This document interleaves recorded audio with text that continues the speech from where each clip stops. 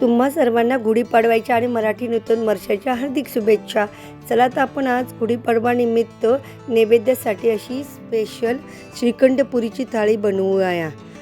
ती कशी बनली ते आता आपण पाहूया. श्रीखंड पुरीची थाळी, त्यासाठी आपल्या चॅनलला सबस्क्राईब करा आणि व्हिडिओला लाईक, शेअर आणि कमेंट्स करा. आता आपण पुरी बनवायला घेऊया. त्यासाठी पीठ मळून घेऊया. मी 2 वाटी कणिक घेतलेली आहे व अर्धी वाटी रवा घेतलेला आहे. त्याच्यामध्ये मी थोडेसे असे मीठ घालून घेतलेलं आहे आणि 2 टीस्पून असं तेल घालून घेतलेलं आहे. तेल हाताने सर्वत्र पिठाला लावून घेऊया आणि थोडे थोडे पाणी घालून चपातीपेक्षा घट्टसर असं पीठ मळून घेऊया. घट्ट पीठ मळल्याने पुरी तेल ओढत नाही, त्यामुळं चपातीपेक्षा पीठ थोडं घट्ट असं मळलं गेलं पाहिजे. आणि ते आपण 1 तासभर भिजत ठेवूया. त्यासाठी वरती मी तेलाचा हात लावून परत पीठ एकसारखे करून घेत आहे आणि आपण तासभर ओल्या कपड्यामध्ये पीठ भिजत ठेवूया. आता माझं पीठ मळून झालं आहे. आता आपण बटाट्याची भाजी करायला घेऊयात. त्यासाठी मी कढई गरम केली, त्यामध्ये तेल घालून घेतले.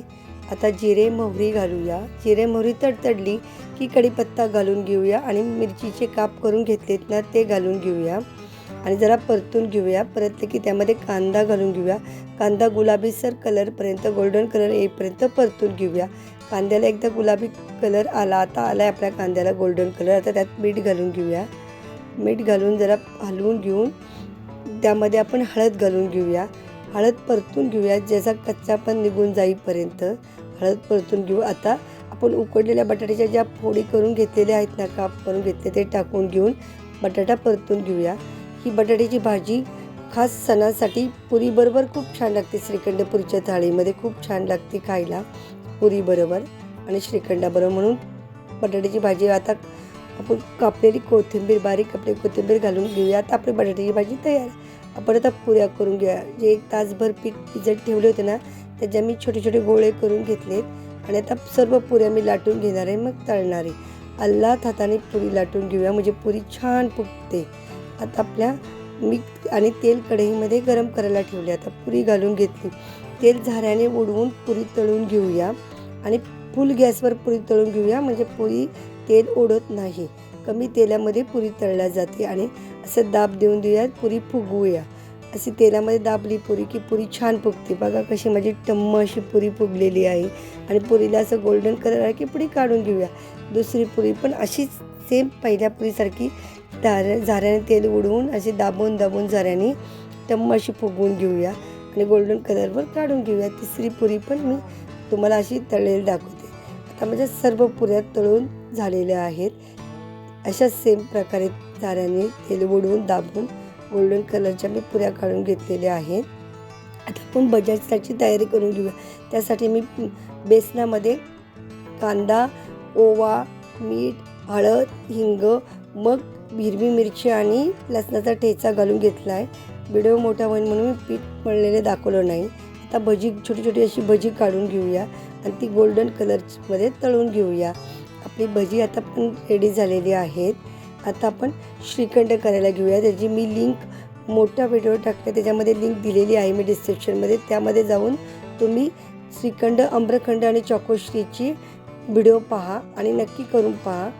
आता आपण माझे हे श्रीखंड तयार झालेले आहेत. मी डायरेक्ट व्हिडिओ मोठा होऊन त्या दाखवते. मटर पनीरच्या भाजीचा सुद्धा लिंक टाकलेली आहे मी डिस्क्रिप्शनमध्ये. तिथे जाऊन तुम्ही मटर पनीरची भाजी कशी करायची ती पहा आणि तशी करा. आणि मी शाही पुलावचा सुद्धा बनवलेला आहे, व्हिडिओ टाकलेला आहे, त्याची लिंक टाकलेली आहे डिस्क्रिप्शनमध्ये, ती सुद्धा पहा.